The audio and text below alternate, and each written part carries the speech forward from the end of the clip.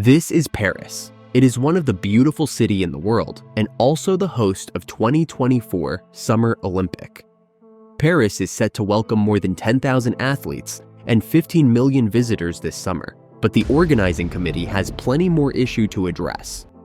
From budget increase to public protest against the government's expensive plan, it is headache for them. So why Olympics is so expensive to host? And why nobody want to host? Let's find out. This is the host cities of last 5 Olympics. These all cities were in financial loss due to Olympic. For example, when London won its bid to host the 2012 Olympic Games in 2005, it was estimated to cost around £2.4 billion, but the actual cost was £8.7 billion, 3 times the original budget. Not only that, when Rio de Janeiro won its bid to host 2016 Olympic, it was estimated to cost around $2.8 billion, but the actual cost was $20 billion, more than 10 times the estimate cost.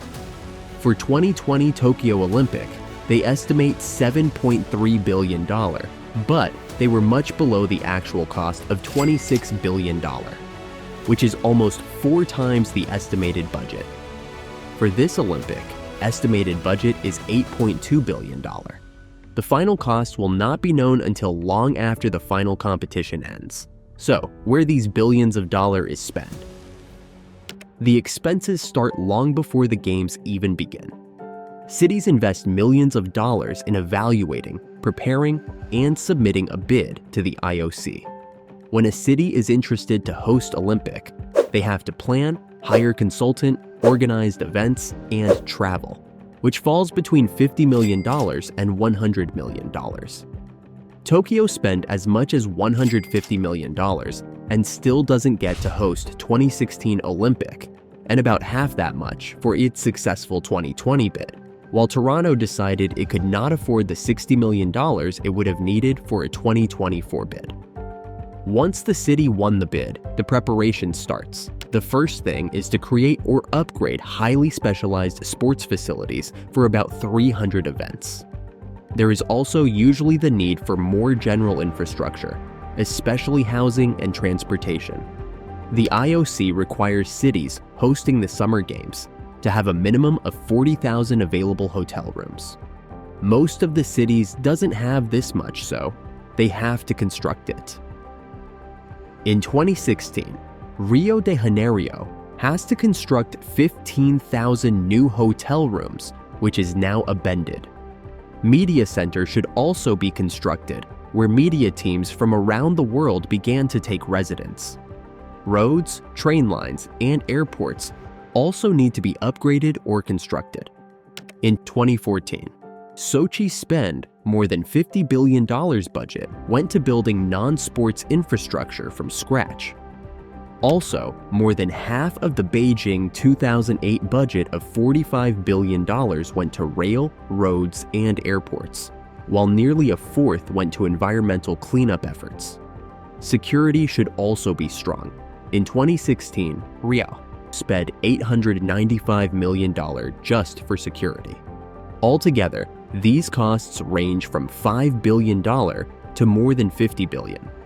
Many countries justify such expenditures in the hopes that the spending will outlive the Olympic Games. So, how cities make money from Olympic? If you think the expenses for organizing the Olympics are solely borne by the host nation, think again.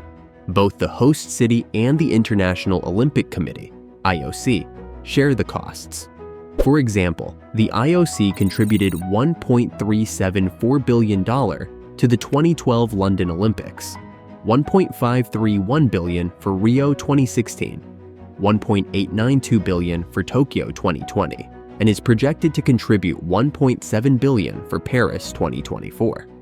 Visitors also contribute significantly to the local economy.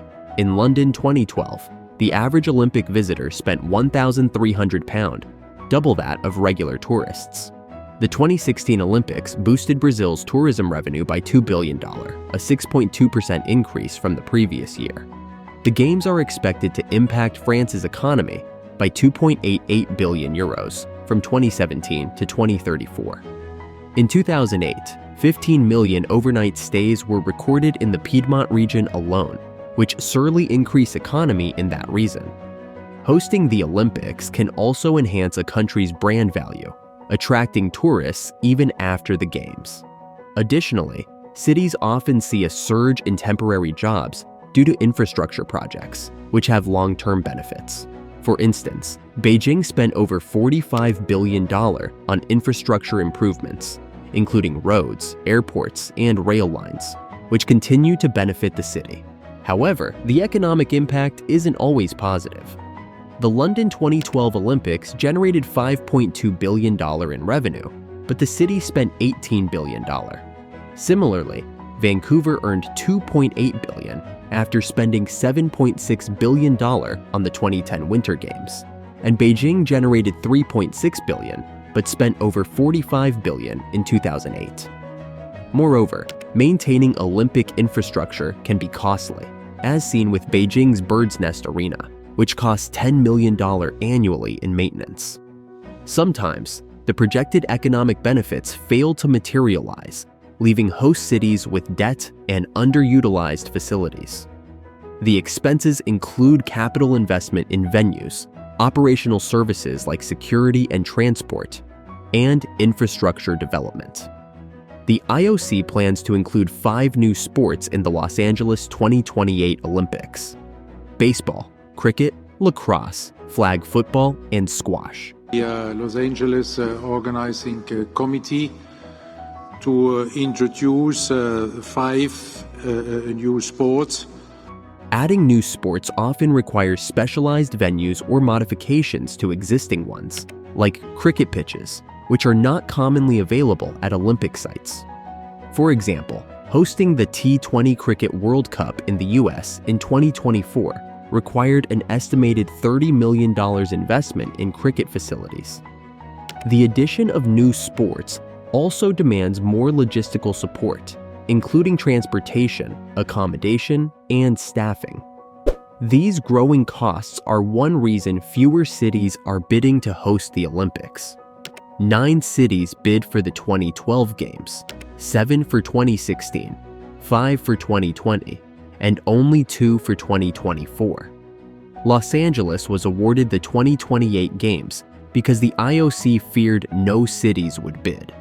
So, what do you think?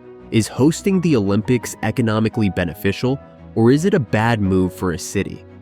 Share your thoughts in the comments, and don't forget to like and subscribe for more insights. You won't want to miss what's coming next.